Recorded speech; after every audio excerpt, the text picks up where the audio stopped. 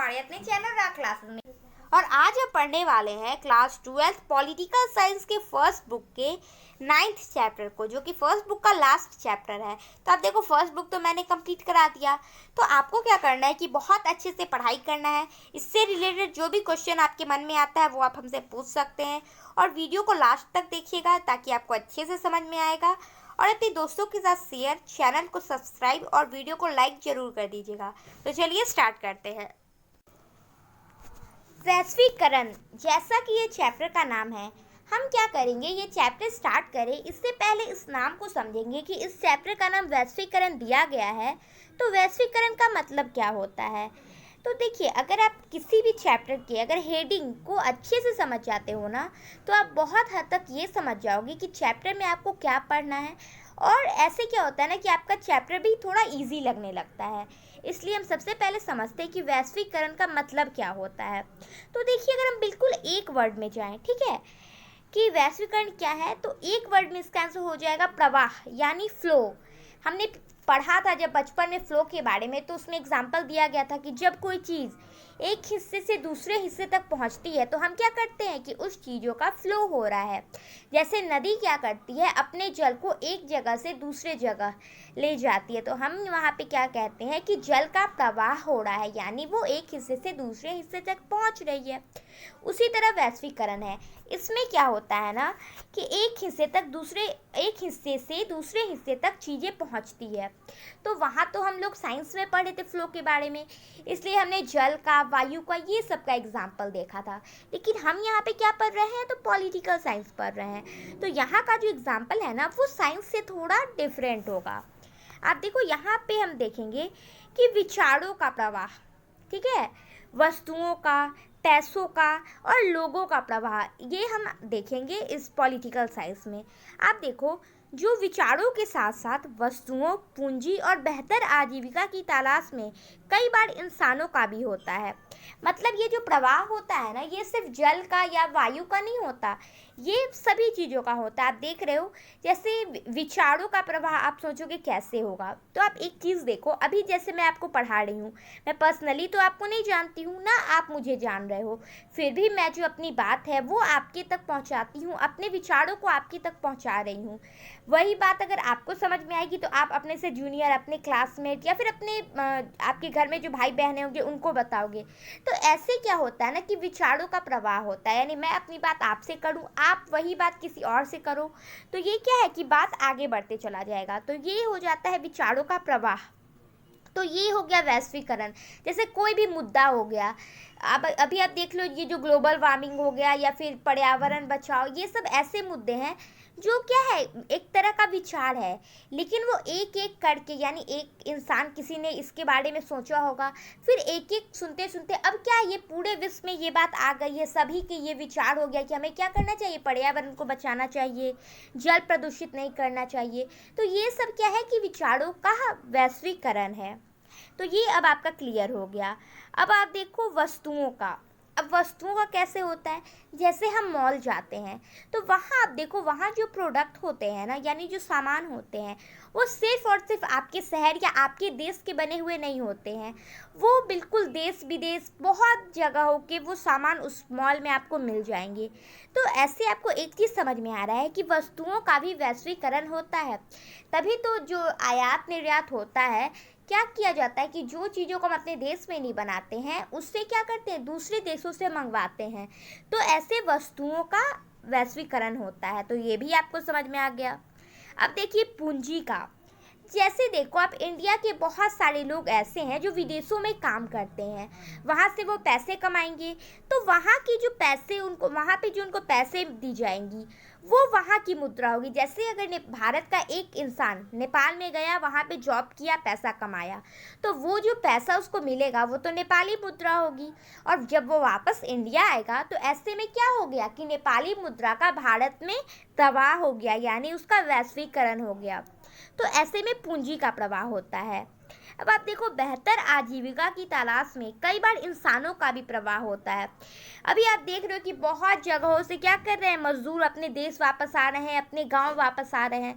तो ऐसे में देखो क्या होता है ना, अच्छे पैसे के लिए, ठीक है, जो काम हम अपने शहर में करेंगे हमें 500 मिलेगा, अगर दूसरे शहर जाके हमें 1000 मिलता है तो लोग क्या कर रहे हैं कि अब दूसरे शहर जाने लगते हैं। हालांकि ऐसा नहीं करना चाहिए, लेकिन फिर भी क्या है, लोग दूसरे शहर जाते हैं अपनी आजीविका कमाने के लिए।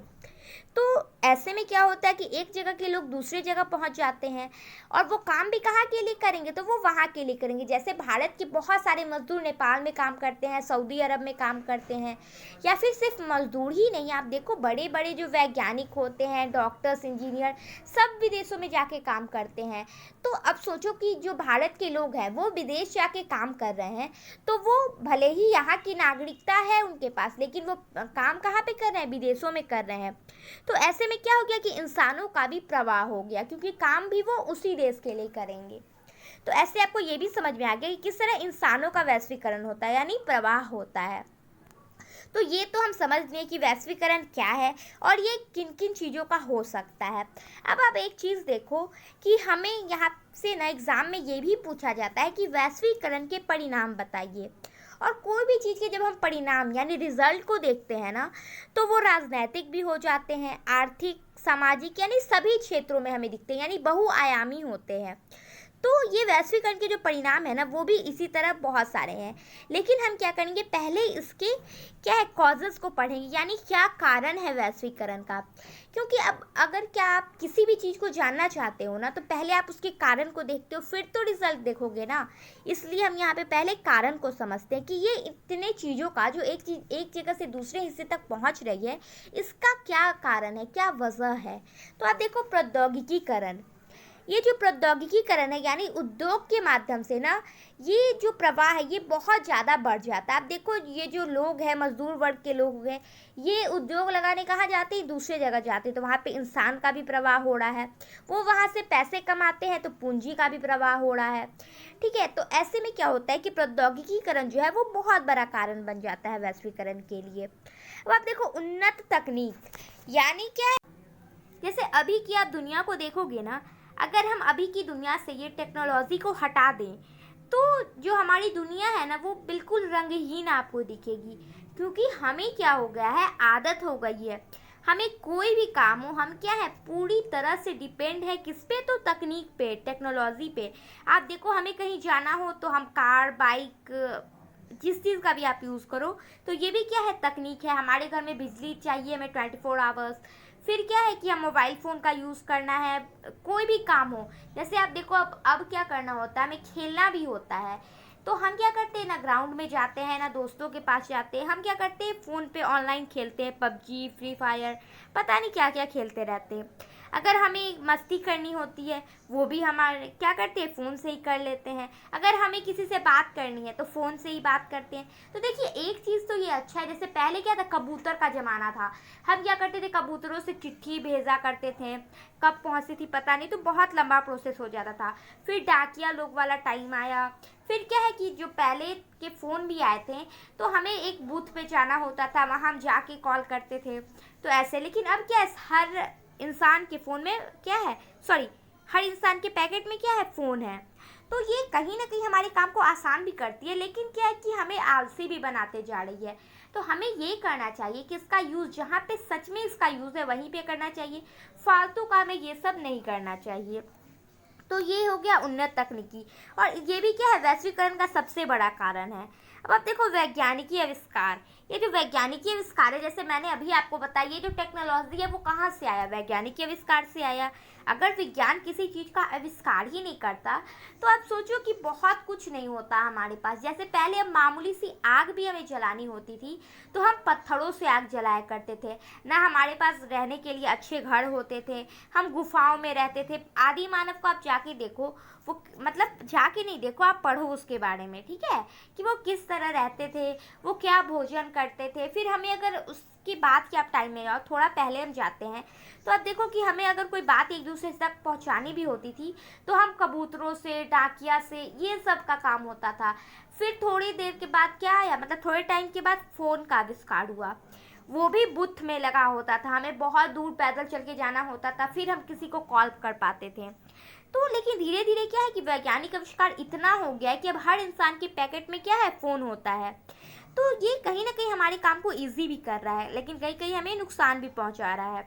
फिर देखो टेलीफोन का आविष्कार, मैंने अभी आपको बता दिया। फिर छपाई तकनीक।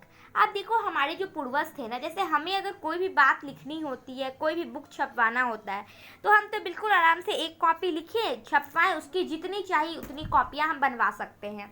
लेकिन पहले के ज़माने में ऐसा नहीं था। पहले की जो पांडुलिपि मिली है, अब आपको ये तो पता होगा कि पांडुलिपि क्या होता है। पहले के लोग जो कोई चीज़ लिखते थे तो वो क्या करते थे ना, पत्थरों पे, ताम्र पत्तों पे, इन सब चीज़ों पे खुदवाते थे, ठीक है। तो उसे ही हम क्या कहते हैं, पांडुलिपि कहते हैं, जिसमें हमें पुराने जवानों के लिखे हुए क्या करते थे, छाप मिलते हैं, ठीक है। तो ये हो गया पांडुलिपि। तो ये जो पांडुलिपि होते थे, ताम्रपत्र होते थे, ये सब में हमें क्या करना होता था, बहुत ज़्यादा टाइम वेस्ट करना होता था। क्योंकि आप देखो अब हमें एक कॉपी लिखना होता है, बाकी उससे हम जितनी चाहे उतनी कॉपियाँ बना सकते हैं। लेकिन पहले क्या था, हम अगर एक चीज़ को भी हमें लिखना होता था ना, बहुत सारी चीज़ों में, फिर भी हमें उसे बार बार लिखना पड़ता था, क्योंकि छपाई मशीन थी ही नहीं। तो ये देखो बहुत बड़ा फ़ायदा भी हुआ है। नहीं तो अभी अगर आप अखबार हमें पढ़ना होता तो आप सोचो कितनी ज़्यादा कॉपियाँ लिखनी पड़ती, कौन लिखता बैठ के। तो ये इम्पॉसिबल था। फिर देखो इंटरनेट का आविष्कार। इंटरनेट तो भाई अब की दुनिया की जान है। अगर इंटरनेट नहीं रहता तो ये सारी तकनीकी क्या है, कहीं ना कहीं बहुत स्लो हो जाती। लेकिन अब इंटरनेट तो सभी कामों को और फास्ट बनाते जा रहा है। तो ये आपको समझ में आ गया कि वैश्वीकरण के क्या कारण थे। जैसे वैज्ञानिक आविष्कार हो गए, छपाई तकनीक हो गई, फिर से टेलीफोन, इंटरनेट, ये सब क्या है कि वैश्वीकरण के कारण है। इसी कारण क्या हो रहा है कि हम बहुत तेज़ी से अपना प्रवाह करते जा रहे हैं, चाहे वो मनुष्यों का हो या फिर पूंजी का हो, किसी भी चीज़ का हो, ठीक है, विचारों का हो। तो सबसे बड़ा कारण मैंने आपको बता दिया। तो एग्जाम में आपसे ये भी पूछा जा सकता है कि वैश्वीकरण के कारण बताइए। तो अब आप आराम से लिख दीजिएगा। अब आप देखिए, हमने आपको परिणाम के बारे में बताया था। देखिए यहाँ से जो क्वेश्चन बनते हैं ना, वो भी आपके 3 तरह के क्वेश्चन बन सकते हैं। या तो आपसे पूछा जाएगा कि वैश्वीकरण के राजनैतिक परिणाम, या फिर आर्थिक या सामाजिक परिणाम। तो ये तीनों मैं आपको बहुत अच्छे से क्लियर करके बता दूंगी। तो आपको अगर एग्जाम में कोई भी पूछ दे तो आप बहुत अच्छे से लिख पाओगे। तो सबसे पहले हम देखेंगे वैश्वीकरण के राजनैतिक परिणाम को। राजनैतिक परिणाम मतलब सरकार के क्षेत्र में। आप देखो सरकार का काम करने का तरीके में बदलाव आ गया है। अब क्या है कि सरकार के काम करने के तरीके में बदलाव आ गया है। जैसे आप एक चीज़ समझो, पहले सरकार को कोई भी बात रखनी होती थी, जनता के सामने अगर वो कोई भी बात रखना चाहते थे तो उनके पास सिर्फ एक ऑप्शन था कि वो भाषण देते। वो जाते थे, भाषण देते थे, अपनी बात जनता तक पहुंचाते थे। लेकिन अब क्या है कि उनको आप देखो कि हालांकि अभी भी क्या करते हैं, नेताओं के पास ये काम होता है, सरकार के पास ये काम होता है कि वो भाषण दे। लेकिन फिर भी क्या है, वो लाइव आते हैं, सोशल मीडिया से हो या फिर किसी भी चीज़ से वो लाइव आते हैं, तुरंत अपनी बात करते हैं और चले जाते हैं। तो इससे क्या होता है, टाइम भी कम वेस्ट होता है और एक बात उनकी बहुत कम समय में पूरी देशवासियों तक पहुंच जाती है। तो ये क्या है कि इनको इनके जो काम करने का तरीका है उसमें बदलाव आया। अभी आप देख लो, जैसे नरेंद्र मोदी लाइव आते हैं, हमें पता होता है कि वो टाइम पहले देते हैं, इतने बजे हम लाइव आएंगे। पूरे इंडिया के लोग क्या करते हैं, उस टाइम फ्री हो जाते हैं, उनकी बात सुनते। तो आप देखो किस तरह वो बोलते जाते हैं, हम लाइव सुनते जाते हैं। बस जितना देर उन्होंने बोला उतना हमें सुनने में लगा, काम खत्म, ठीक है, सब लोग समझ गए बातों को। लेकिन पहले जो अगर हम जाएं तो ये क्या होता था, बहुत लंबा प्रोसेस होता था। उन्हें जगह जगह पे जाके बताना पड़ता, उनके बहुत सारी जगहों पे उन्हें जाना पड़ता और कितना ज़्यादा टाइम लग जाता, आप सोच लो। तो ये एक बदलाव है। फिर आप देखो क्या है कि नीतियों और भूमिकाओं में बदलाव आया। अब जो सरकार की नीतियां है ना, उसमें बहुत बदलाव आ रहे हैं। पहले की जो नीतियों को आप देखो तो वो बहुत लंबा प्रोसेस होता था। कोई भी काम, सरकार का एक भी कानून अगर लाना पड़ता था ना, तो उन्हें बहुत लंबी प्रक्रियाओं से गुजरना पड़ता था। लेकिन अब क्या है, वो कोई भी फैसला हो वो तुरंत ले पाते हैं। तो ऐसे में इनकी नीतियों में भी बदलाव आया और भूमिकाओं में बदलाव आया है। पहले हमारे पास अगर पहचान की बात करते थे तो हमें बहुत सारा कार्ड बनाना पड़ता था। आप देखो हमारे पास राशन कार्ड होना चाहिए, फिर से वोटर आईडी कार्ड होना चाहिए, ये वो मतलब बहुत सारे कार्ड आते थे। अब क्या है, सरकार ने सबको मिला के एक आधार कार्ड बना दिया, ठीक है। फिर बैंक में आपको कोई काम हो तो उसके लिए आपका बैंक में तुरंत कोई काम हो जाता है। तो आप देखो कि किस तरह सरकार क्या कर रहे हैं, अपने काम करने के तरीके में बदलाव ला रहे हैं। तो ये आपको समझ में आ गया। फिर आप देखो सरकारों का उद्योग में कम हस्तक्षेप हो रहा है। देखिए पहले क्या था ना, अगर किसी को भी उद्योग लगाना पड़ता था, ठीक है, तो बहुत लंबा प्रोसेस हो जाता था। उन्हें सरकार से अनुमति लेनी होती थी, एक-एक चीज़ सरकार को बतानी होती थी, और फिर भी अगर कोई भी एक चीज़ सरकार को पसंद नहीं आई तो वो तुरंत क्या करते थे, लाइसेंस वापस ले लेते थे। लेकिन अब क्या है, जो उद्योग लगाना हो गया है ये बहुत ईज़ी हो गया है। तो ऐसे आप देखो कि सरकार क्या कर रही है, अपने में बदलाव ला रही है। सरकार अपने उच्च तकनीकी के आधार पर नागरिकों पर नियंत्रण बना रही है। जैसे अभी आप देख लो, जो लॉकडाउन हुआ है, ये सरकार ने इतनी जल्दी फैसला लिया था, और क्या है कि अभी हम बेहतर स्थिति में हैं, इंडिया क्या है, बेहतर स्थिति में है। तो आप देखो कि सरकार ने कितनी जल्दी अपनी बात तुरंत हमारे सामने रखी और हम सब ने फॉलो की। तो क्या हुआ कि तुरंत कोई भी काम हो गया। तो आप देखो, ये अगर तकनीक ना होती तो ये काम इम्पॉसिबल था। तो ये चीज़ आपको समझ में आ गया होगा। फिर आप देखो, जिसमें राज्य का काम सीमित हो गया, और ये सब जो तकनीक है ना, इससे राज्य का काम बहुत सीमित हो गया है। अब आधार कार्ड में फिंगरप्रिंट्स रहता है, आपको कोई भी काम, आपको लेकर कोई भी डिटेल सरकार को जानना होता है, वो तुरंत आपका जो आधार कार्ड नंबर होता है वो डालेगी, आपका A to Z सारा डिटेल सरकार के पास पहुंच जाएगा। तो ऐसे में जो उनका जो काम करने का है ना, वो सीमित हो गया। अगर उनको जनता पे नियंत्रण बनाना है तो वो बहुत आसानी से बना लेगी। तो अब क्या है, उनका जो ध्यान है वो सारा क्या है कि बस अपने काम काज पर ही आ गया है, और उनका काम थोड़ा सा आसान हो गया है और सीमित हो गया है। तो ये तो हो गया राजनीतिक परिणाम। मतलब इसमें कुल मिला के एक ही बात आई है कि तकनीक से क्या हुआ है, सरकार का काम करने का तरीका बदल गया है, उन्हें सुविधा मिली है, और उनके काम करने का तरीका इस कारण बदल भी गया है। फिर क्या है कि उद्योगों में कम हस्तक्षेप होने लगे हैं, और सरकार बड़ी आसानी से जनता पे नियंत्रण बना लेती है। तो ये हो गया आपका राजनीतिक परिणाम। तो अब एग्ज़ाम में आएगा तो आप आराम से लिख लोगे। फिर आप देखो, वैश्वीकरण के आर्थिक परिणाम। अच्छा फ्रेंड, मैंने फेसबुक पे एक ग्रुप बनाया है, तो वहाँ आप लोगों को ऐड हो जाना है। मैंने लिंक क्या किया है, डिस्क्रिप्शन में डाल दिया है। तो वहाँ से आप ऐड हो जाओगे ना, तो आपको जो भी प्रॉब्लम होगा, जो भी आप मुझे सजेशन देना चाहते हो, या फिर जो भी आपको चाहिए, हेल्प ही चाहिए, कुछ भी, आप अपनी बात वो उस ग्रुप में हमें बता सकते हो। इससे क्या होगा ना कि हमें समझ में आएगा कि आपको क्या चाहिए, मैं किस तरह की वीडियो बनाऊं। तो ऐसे में इजी रहेगा। तो आप क्या करना, वहाँ पे ऐड हो जाना। और फेसबुक पे मेरा आईडी है राग क्लासेस गाइड एंड मेंटर। जो हमारा क्लास है, इसी नाम से मेरा जो भी आईडी रहेगा वो रहेगा, या वो इंस्टा पे हो या फिर फेसबुक पे हो। तो इंस्टा पे मैंने भी स्टार्ट नहीं किया है, तो एफबी पे है। तो आपको क्या करना है, वहाँ से ऐड हो जाना है। और जो भी 12th के स्टूडेंट है, और एक बात और कि उस ग्रुप में कोई भी फालतू बात नहीं आनी चाहिए। और आपको क्या करना है कि कोई भी अगर आप अलग से पोस्ट कर रहे हो, ठीक है, मतलब अगर कोई ऐसी चीज़ है जो पढ़ाई से रिलेटेड नहीं है, तो आपको उस ग्रुप में टैग नहीं करना है, ठीक है, या फिर उस ग्रुप में ऐसा कुछ नहीं डालना है। तो ये आपको ध्यान में रखना होगा, क्योंकि वो पढ़ाई के लिए है, तो सिर्फ वहाँ पे पढ़ाई होगी। तो चलिए अब हम देखते हैं वैश्वीकरण के आर्थिक परिणाम को, कि आर्थिक परिणाम क्या होता है। देखिए, आर्थिक की जब हम बात करते हैं ना, तो आर्थिक मतलब हो जाता है कि पैसे से रिलेटेड या फिर व्यापार से रिलेटेड। तो आप देखो कि इसमें हम क्या पढ़ेंगे ना, कि मुफ्त व्यापार बढ़ा। ये देखो, मुफ्त व्यापार मैंने आपको बहुत बार बता दिया। इसमें क्या होता है, फ्री ट्रेड, यानी जो दो देशों के बीच अगर व्यापार होता है ना, तो पहले उन दोनों के बीच टैक्स लगाया जाता था। जो देश बाहर से आएंगे, उन्हें भी जिस देश में अगर बिजनेस करना है तो वहाँ पे वो टैक्स देंगे, तब वो अपने सामान को बेच सकते हैं। लेकिन अब क्या है, जो मुफ्त व्यापार देश अपना रहे हैं, इससे क्या है कि जो एक्स्ट्रा टैक्स लगता था वो अब देने से इन्हें छुटकारा मिलता है। तो ये फ़ायदा है मुफ्त व्यापार का, और वैश्वीकरण से मुफ्त व्यापार को बहुत बढ़ावा मिला है। तो ये आपको समझ में आ गया। फिर अब देखिए, निजीकरण और पूंजीवाद को बढ़ावा मिला। पूंजीवाद, मैं आपको पहले बता दूं, पूंजीवाद वो होता है जिसमें जो भी संसाधन होते हैं उसका हक किसके हाथ में होता है, तो वो पूंजीपति, यानी जो बिजनेसमैन होते हैं, उद्योगपति लोग होते हैं, उनके हाथ में होता है। तो जो वैश्वीकरण है ना, इससे पूंजीवाद को बहुत बढ़ावा मिला है। फिर आप देखो, निजीकरण और जो पूंजीवाद होता है उसमें क्या होता है, निजीकरण ही तो किया जाता है। मतलब जो भी चीज़ है वो निजी हाथों में चली जाती है। तो ये दोनों को भी बढ़ावा मिला है। तो आप देख लो, पहले मुफ्त व्यापार को बढ़ावा मिला, फिर निजीकरण और पूंजीवाद को बढ़ावा मिला। फिर आप देखो, रोजगार के अवसर मिले। अगर क्या है कि नए नए उद्योग लगाए जाएंगे देश में। अब क्या है, बड़ी आसानी से विदेशी कंपनियां आती है और किसी भी देश में क्या करती है, अपना उद्योग लगाती है। अब वो उद्योग लगाएगी तो इससे क्या होता है कि रोजगार के अवसर मिलते हैं। जो हमारे यहाँ के लोग हैं उन्हें रोजगार मिल जाता है उस विदेशी कंपनी में। तो ये फायदा होता है वैश्वीकरण का।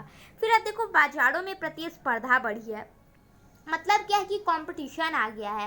पहले आप जाओ, कोई भी चीज़ आपको अगर लेनी होती थी मार्केट से, तो आपको एक दो ब्रांड ही आता था। जैसे आप साबुन कोई देख लो, तो पहले बहुत कम साबुन आते थे, डिटॉल हो गया, लाइबॉय हो गया, तो ये सब मिलते थे इजली। लेकिन अब अगर आप एक साबुन भी खरीदने जाओगे तो आपको बहुत लंबा चौड़ा लिस्ट मिल जाएगा। अगर आप मामूली कोई भी चीज़, अगर आप एक काजल भी लेने जाते हो, तो आपको क्या करेगा, इसके बहुत सारे ब्रांड दिखने को मिल जाएंगे। तो ये क्या है कि इससे बाजार में कंपटीशन बढ़ रहा है, प्रतिस्पर्धा बढ़ती जा रही है। फिर क्या है, आयातों से प्रतिबंध हटाए गए। देखो भाई, वैश्वीकरण में क्या होता है, यही तो होता है, जो दूसरे देशों से चीज़ें मंगाई जाती है यानी आयात की जाती है, उस पर जो प्रतिबंध होते हैं और जो एक्स्ट्रा टैक्स होता है वो हटाया जाता है। तो ये तो वही हो गया आपका, ये आपको समझ में आ गया। फिर आप देखिए, इन सबसे पूंजीवादी, सॉरी ये ना पूंजीवादी था, ये गलती से पूंजीवाले लिखा गया, ठीक है। इन सबसे पूंजीवादी देशों को लाभ मिला है। जो पूंजीवाद देश थे यानी जो अमेरिका की तरह देश है, उन लोगों को इससे लाभ हुआ है, क्योंकि वहाँ पहले ही से क्या था कि जो भी संसाधनों का स्वामित्व था वो सरकार के हाथ में ना होकर पूंजीपतियों के हाथ में था। और जब वैश्वीकरण सभी लोग अपनाएंगे, पूंजीवाद अपनाएंगे, तो इन देशों को लाभ तो होगा ही। तो ये बात है। फिर आप देखो, विकसित देश का वीज़ा नीति कठोर बनता जा रहा है। जो विकसित देश है ना, जैसे अमेरिका, जापान जैसे जो विकसित देश है, वो क्या कर रहे हैं, अपनी वीज़ा नीति। अब देखो, वीज़ा के कारण क्या होता है कि एक देश से दूसरे देश तक अगर लोगों को जाना होता है तो उन्हें एक वीज़ा बनवाना होता है। तो ऐसे में क्या कर रहे हैं कि वो अपनी वीज़ा नीति को कठोर बना दे रहे हैं, इस कारण कि लोग हमारे देश ना आए। जिससे उनको क्या होगा कि अब आप एक चीज़ को समझो, अगर हम भारत में कोई कंपनी लगा रहे हैं, ठीक है, अगर हम भारत में कंपनी लगाएंगे तो मजदूर कहाँ के काम करेंगे, भारत के काम करेंगे। फ़ायदा किन्हें होगा, अगर उस भारतीय का फ़ायदा होगा तो कहीं ना कहीं हमारे देश को ही फ़ायदा होगा। लेकिन अगर विदेश के लोग भारत आ रहे हैं, ठीक है, और वो उस कंपनी में काम करने लगेंगे, तो वो तो पैसा लेके अपने घर चले जाएंगे, भारत में तो रहने नहीं देंगे। तो ऐसे में कहीं ना कहीं जो देश होते हैं उनको लॉस होने लगता है। और इसी लॉस के कारण, इसी घाटे के कारण वो क्या करते हैं कि अपनी वीज़ा नीति जो है उसे कठोर बनाते हैं। अगर कोई देश में आएगा ही नहीं तो वो पैसा कैसे ले जाएगा। तो ये इनके पीछे मकसद है। तो भारत तो विकासशील देश है, लेकिन हम यहाँ कैसे देशों की बात कर रहे हैं, जो विकसित है, वो क्या कर रहे हैं कि अपनी वीज़ा नीति को कठोर बना रहे हैं। तो ये तो आपका क्लियर हो गया कि वो वीज़ा नीति को कठोर क्यों बना रहे हैं। अब आप देखो इसके सांस्कृतिक प्रभाव को। देखिए, सांस्कृतिक का मतलब क्या होता है, रहन सहन, पहनावा, यानी जो हम सिविलाइजेशन, कल्चर, ये सब की बात करते हैं संस्कृति के अंदर। तो आप देखो कि जो वैश्वीकरण का सांस्कृतिक प्रभाव है ना, ये रहन सहन में बदलाव आ रहा है। हमारे रहन सहन में ना बहुत बदलाव आ रहा है। आप देखो, पहले हम जाते थे तो हमारा जो घर था, मैंने आपको हिंदी में पढ़ाया है, सॉरी इंग्लिश में पढ़ाया है, इंडियन सिविलाइजेशन एंड कल्चर, और उसमें मैंने ये सब बात ना बहुत डिटेल में बताई है आपको कि किस तरह हमारे रहन सहन में बदलाव आ रहा है। हम क्या कर रहे हैं कि बिल्कुल क्या कर रहे हैं कि नए नए चीज़ों को अपनाते जा रहे हैं। हमारा जो रहने सहने का ढंग है, जो हमारा घर है, जो हमारा खान पान है, सब बदलता जा रहा है।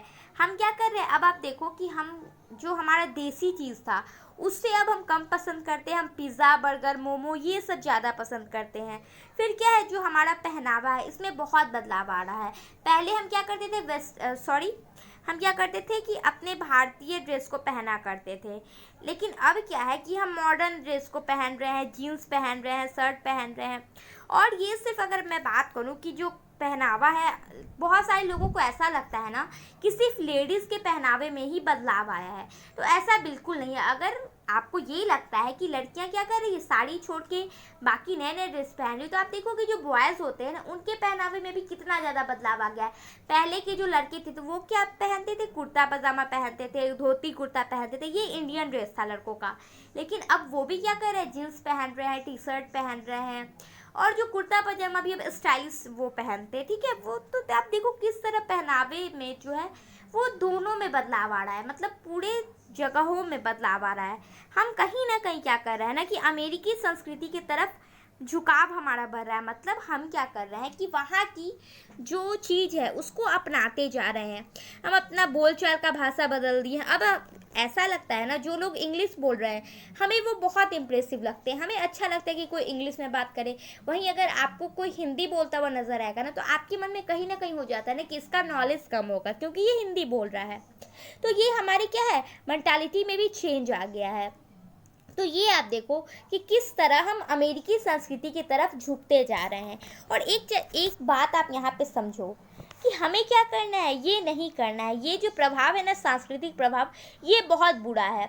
राजनीतिक प्रभाव अच्छा है, आर्थिक प्रभाव अच्छा है, लेकिन हमें क्या करना चाहिए, अपनी संस्कृति को बिल्कुल नहीं बदलना चाहिए। क्योंकि जो देश की जो संस्कृति होती है ना, वही उस देश की पहचान होती है। भारत क्या है, पूरे वर्ल्ड में फेमस है बिकॉज यहाँ की सिविलाइजेशन, यहाँ की कल्चर के कारण। लेकिन अगर हम इसे ही बदल देंगे ना, तो भारत की खासियत ख़त्म हो जाएगी। अब क्या है कि लोग क्या कर रहे हैं, कहीं ना कहीं हमें विदेशी चीज़ बहुत अच्छी लगने लगी है। तो ये हमें सबको चेंज करना होगा, मुझे भी आपको भी। तभी क्या होगा कि भारत अपने जो उसका मेन खूबसूरती है वो उसमें बना रहेगा। आप देखो, मूल संस्कृतियों का ह्रास हो रहा है।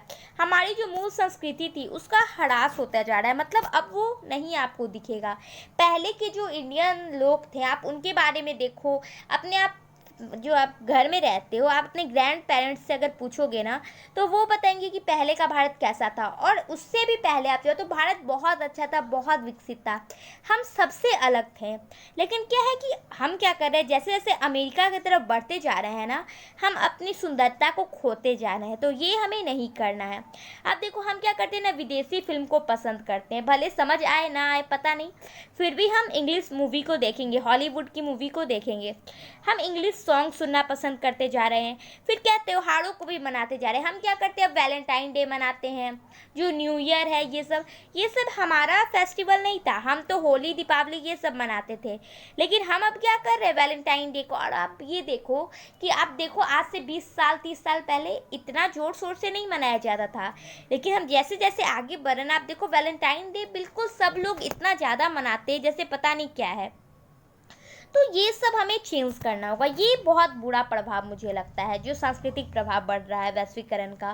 फिर आप देखो, महिलाओं की स्थिति में कुछ सुधार आया तो कुछ नई कमियां भी आई है।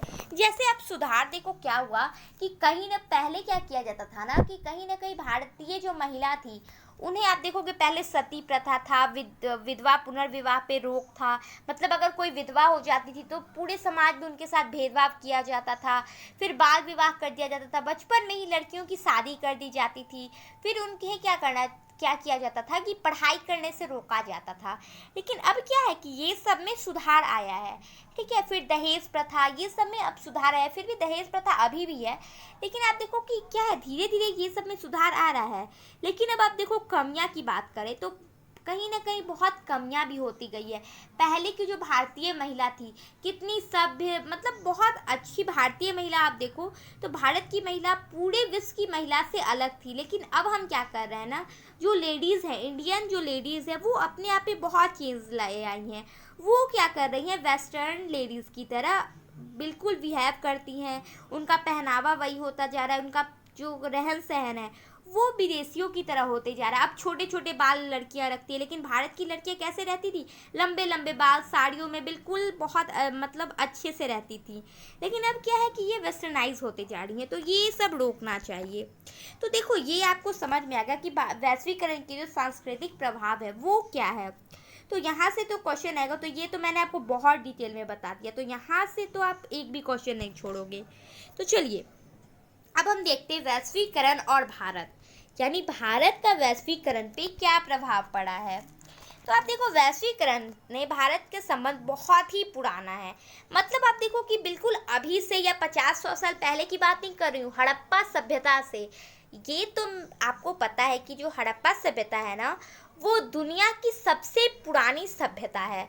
तो वो कहाँ की थी, भारत की थी। और उस वक्त भी भारत जो अपना व्यापार करता था, जो काली मिट्टी, जो यहाँ की बर्तनें होती थी ना, काली मिट्टी की जो बर्तन होती थी, उसको विदेशों में भी खोजा गया है। मतलब जिससे ये सिद्ध होता है कि जो हमारा व्यापार था ना, वो उस वक्त भी विदेशों के साथ होता था।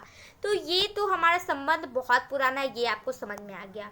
फिर आप देखो, भारत इंग्लैंड का उपनिवेश था।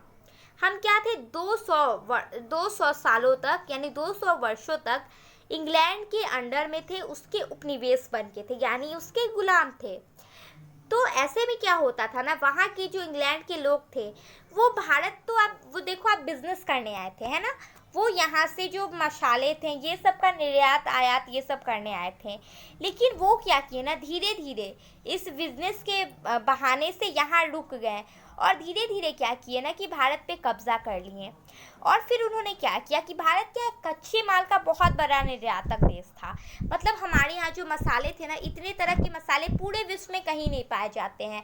हमारा जो चाय का उत्पादन होता है ना, वो विश्व में दूसरे स्थान पे है, चावल का उत्पादन दूसरे स्थान पे है। तो क्या था, भारत कहीं ना कहीं बहुत समृद्ध था, तभी तो हमें सोने की चिड़िया कहा जाता था। लेकिन इसका ये आप मतलब नहीं समझना कि सिर्फ गोल्ड के कारण यानी सोने के कारण हमें सोने की चिड़िया कहा जाता था। मतलब क्या था, हमारे पास बहुत सारी विशेषता थी। कर्नाटक में सोने के खान थे, ठीक है, फिर बहुत सारे जो लौह खनिज हो गए, बहुत सारे खनिज भारत में पाए जाते थे। फिर क्या है, यहाँ की जो खेती थी वो बहुत अच्छी थी, यहाँ फसल बहुत अच्छे अच्छे उगाए जाते थे, बहुत तरह के मसाले उगाए जाते थे। तो ऐसे में वो क्या किए थे ना, जो इंग्लैंड के लोग थे वो यहाँ से कच्चे माल को ले जाते थे, जैसे जूट हो गया, नील हो गया, ये सब को वो अपने देश ले जाते थे और वहाँ पे क्या करते थे, माल बनाते थे, मतलब उसका सामान बनाते थे और वापस क्या करते थे, फिर इंडिया में ही ले आते थे और उसे महंगे दामों में बेचते थे। मतलब आप देखो कि सामान हमारे ही यहाँ का, वो ले गए, सिर्फ उसे बनाया और भारत में लाके उसे दोगुने दाम में बेच दिया करते थे। तो ऐसे में क्या हुआ ना कि हमने उनसे सबक लिया, मतलब हमने समझा कि वो क्या कर रहे हैं। और जब 1947 के बाद जब हम आज़ाद हो गए तो हमने उनके अपने अनुभवों से ये सबक लिया और दूसरों पर निर्भरता खत्म करने की कोशिश की। अब तो हमें समझ में आ गया था कि इंग्लैंड वाले लोग क्या कर रहे हैं और कैसे फ़ायदा अपना ले रहे हैं, तो हमने भी वही किया।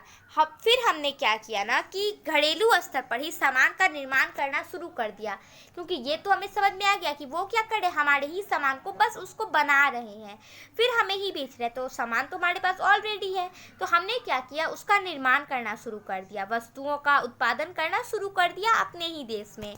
फिर क्या हुआ, कच्चे माल का जो निर्यात था उससे क्या हुआ कि उत्पादन में सुविधा मिली। फिर हमने क्या किया ना कि निर्यात करना छोड़ दिया, मतलब हम दूसरे देशों को भेजते नहीं थे कच्चे माल को, ठीक है, और संरक्षणवाद की नीति अपनाने लगे। अब आप सोचो कि संरक्षणवाद की नीति क्या हो गया, तो देखो ये एक ऐसी नीति होती है ना जिसमें चीज़ों का उत्पादन करते के साथ साथ निर्यात भी करते हैं, लेकिन खरीदने से बचा जाता है।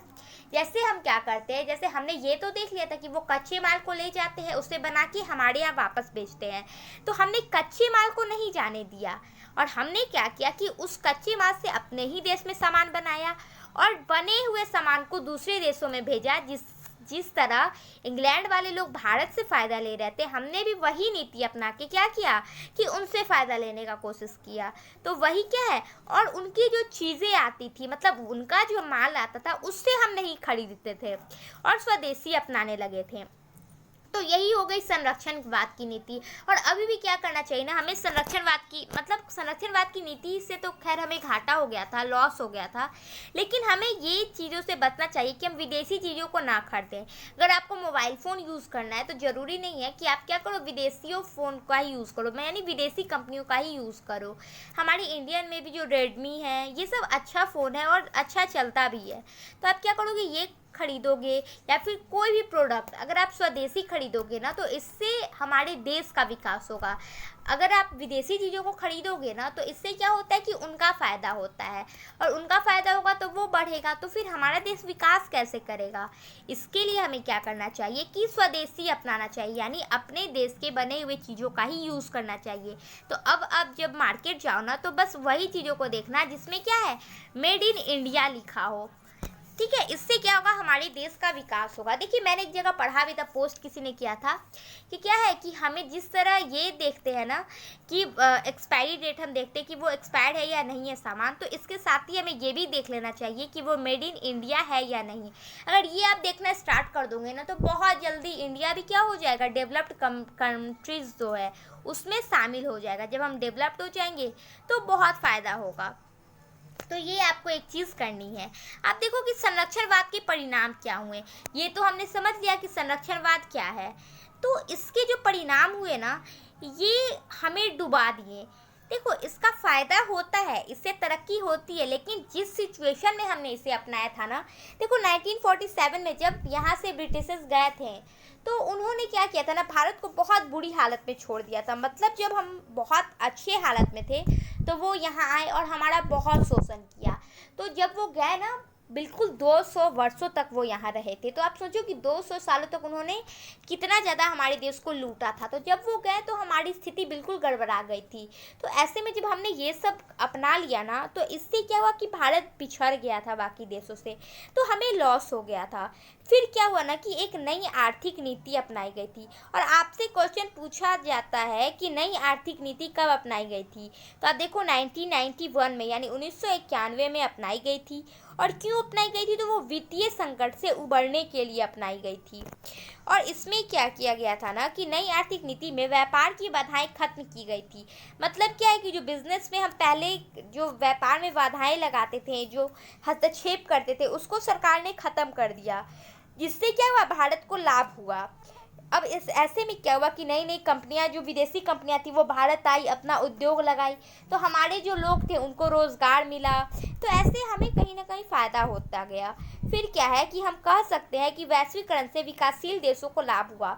तो हम देखो, ऐसे में जब हमारे देश को विकास हुआ, कब, नई आर्थिक नीति को अपनाने के बाद, तो हम एक चीज़ कह सकते हैं कि वैश्वीकरण क्या है, इससे विकासशील देशों का भी लाभ मिलता है, तभी तो हम भारत को लाभ मिला। तो ये आप समझ लो। तो आज का जो वीडियो है ना, हम यहीं पे रहने देते हैं। आगे का जो चैप्टर है वो आपको मैं कल पढ़ा दूंगी। तो तब तक के लिए आप चैनल पे बने रहिएगा और अच्छे से पढ़ाई करिएगा, और प्लीज़ दोस्तों के साथ शेयर कर दीजिएगा।